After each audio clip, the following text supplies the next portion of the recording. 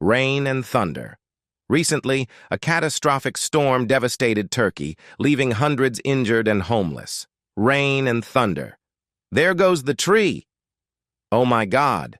Rain and thunder. In just a short time, the storm has swallowed Turkey. What happened? Is this the wrath of God or a sign of the end times? In this episode, I will explain in more detail. Smash that thumbs up button for me, leave me a comment down below, and share this video with your friends. And let's get started. In Turkey, the sky became gloomy and dark as thick clouds covered it. The wind blew strongly, pushing heavy rains that swept away everything in their path. High-rise buildings and trees swayed violently under the pressure of the harsh wind, like oceans without borders. The whirlwinds swept away everything in their path, spreading chaos and destruction everywhere. The crowds struggled to keep their balance, umbrellas were knocked down, and human efforts were torn apart. But they still managed to rise under the pressure of ferocious nature. On the roads, electric wires were broken, cutting off the power source and creating worrying power outages. Large billboards and signs were torn down and flew away like falling leaves, creating an extremely fierce and gloomy scene. In residential areas, people had to gather indoors, struggling with strong winds and heavy rain. Their feeling is one of concern for the safety of their families and property as they try to stay warm and cope with the effects of this powerful storm. The storm was so strong that it was hard to breathe. The storm was so strong that it was hard to breathe. The storm was so strong that it was hard to breathe. The storm was so strong that it was hard to breathe. There are so many birds here. God damn! Oh my God! In the deep blue sky of Turkey, thick dark clouds suddenly appeared, signaling an impending hailstorm. The air became damp and heavy, and cold raindrops and small stones began to fall from above, creating groaning sounds and panic among the people. The hailstones are as small as snowballs, but colder and harsher. They hit the ground and every object in their path, creating a very characteristic clicking sound.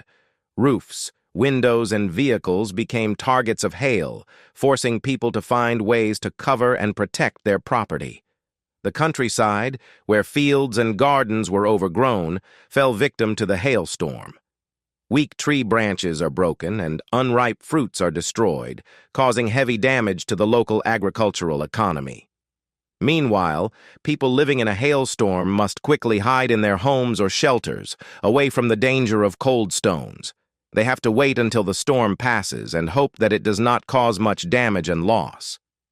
The cold stones continued to fall, creating a thick layer of white on the ground, like a natural snow cover, but colder and thornier.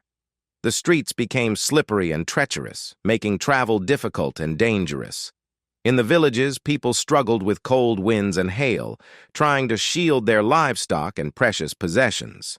Cattle, poultry, and other animals also suffered from the storm's consequences, as they felt hungry, cold, and anxious. On the roads, rescue teams and government agencies had to act quickly to help people stranded or in difficulty due to this hailstorm. Travel became difficult, but they still tried their best to provide the necessary help and support. Sound of a train passing by. The consequences of storms, floods, and hail in Turkey are very serious. First of all, storms and floods cause great loss of life and property. People lost their homes and vehicles, and some were even missing or injured. Infrastructure systems such as roads, bridges, and water and electricity supplies were also destroyed, causing a loss of services to the community.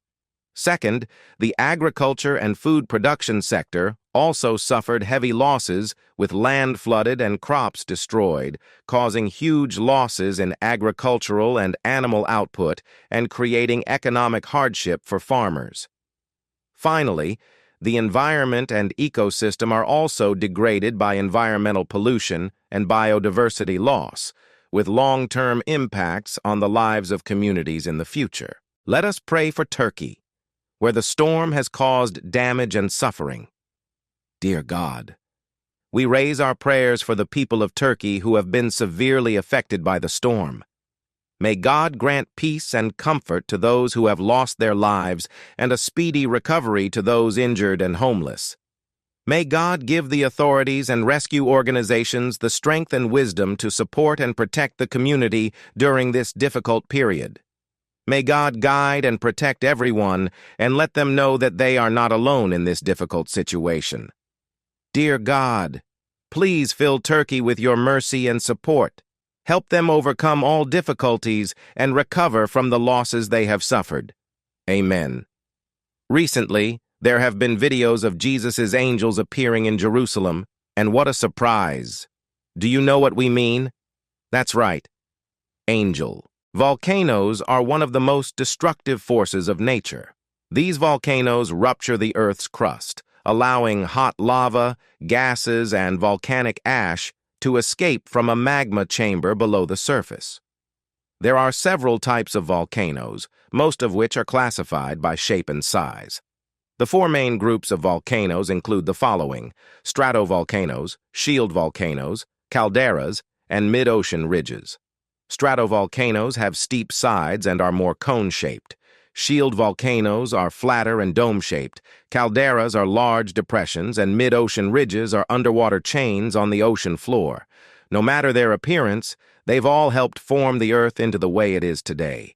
With over 1,000 active volcanoes scattered all around the world and countless more underwater, they are indeed a force to be reckoned with. These volcanoes are usually situated where tectonic plates meet. The plates are giant pieces of the Earth that fit together like a puzzle, constantly moving against each other at a very slow rate, causing friction. In addition, the ring of fire that traces the boundaries between some tectonic plates holds a string of volcanoes dotted with 75% of all the active volcanoes on Earth. On average, there are between 50 to 60 volcanoes that erupt each year. But these eruptions pale in comparison to a supervolcano's eruption, one that nearly caused the extinction of humanity. How did people come to know of this supervolcano, and how much impact did it have on the Earth? Stick around to find out as we explore how the largest volcano of all time cracked the Earth open. The root of discovery. The mystery began within the icy tundra of the summit region in Greenland. With his fellow researchers, a climatologist named Greg Zielinski was on a routine mission for the Greenland Ice Sheet Project. The ice sheet is an accumulation of ice dating back 100,000 years. By getting a piece of ice to sample, known as an ice core, they are able to read its chemical history and discover the periodic shifts in temperature and climate of the past. One day, Zielinski made a significant discovery in one of the ice cores when he found around 2,000 to 4,000 megatons of concentrated sulfuric acid in the ice from 75,000 years ago. That amount of chemical is too much to be in the atmosphere, let alone found in the ice sheet. In fact, the chemical was 25 times more than the industrial sulfuric acid pollution produced yearly on Earth. This puzzled Zielinski and got him wondering where the substance came from, a connection to the mystery.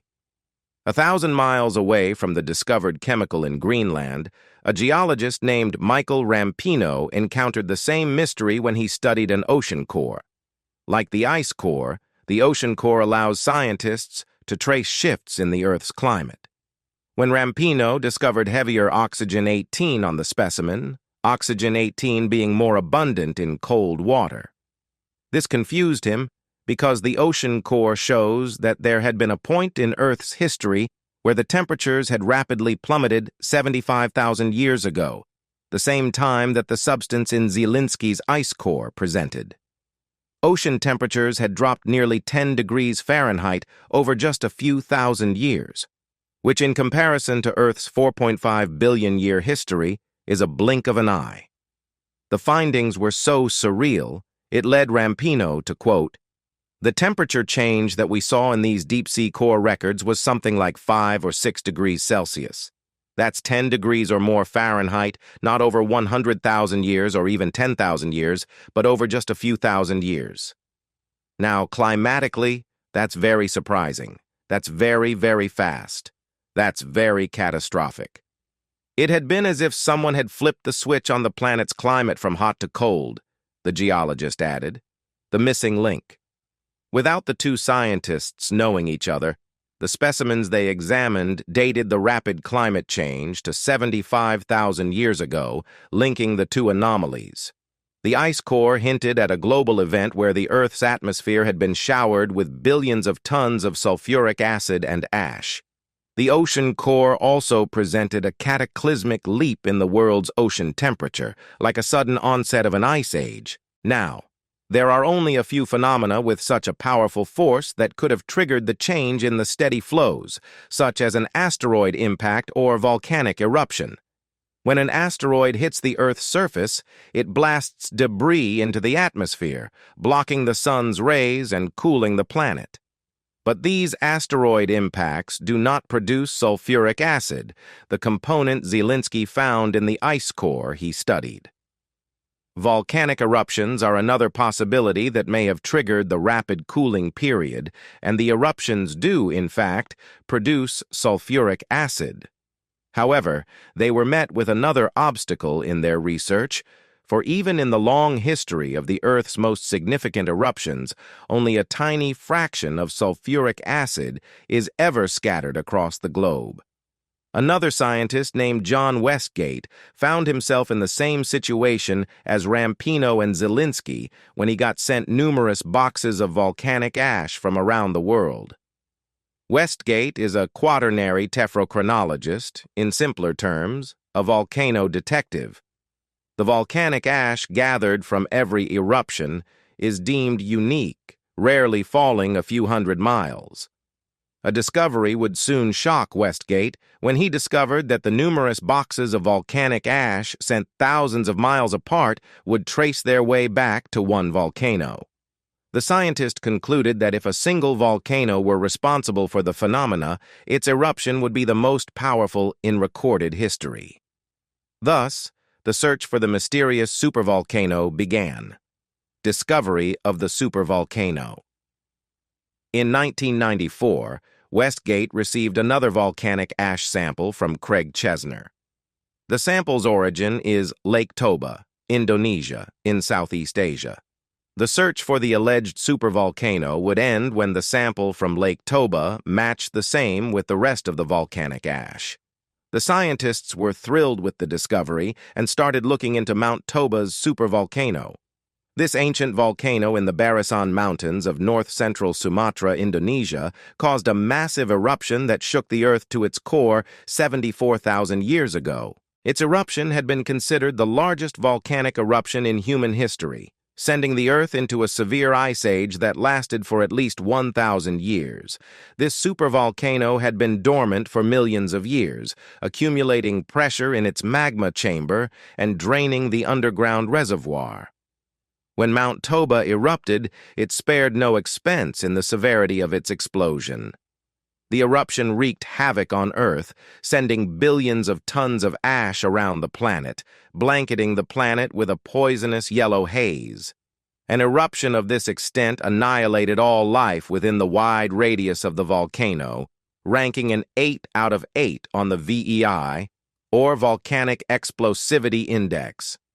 The disaster left a massive crater where Mount Toba stood, shaping the Toba Lake surrounding it.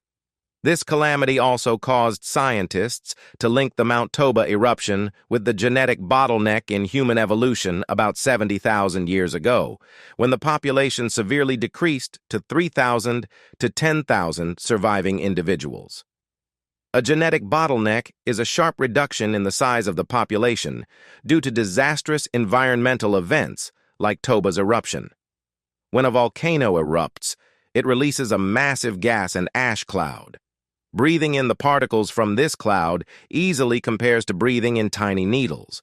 The particles then combine with the moisture in the lungs, creating a kind of cement, causing an individual to suffocate and choke to death. With the severity of Mount Toba's eruption, scientists theorize that it might have been the critical factor in the genetic bottleneck as well as the global destruction of vegetation. In addition to Mount Toba, Indonesia is also the home of Mount Tambora and Mount Krakatoa. The country is no stranger to the presence of active volcanoes as it sits directly atop the Ring of Fire. Mount Tambora.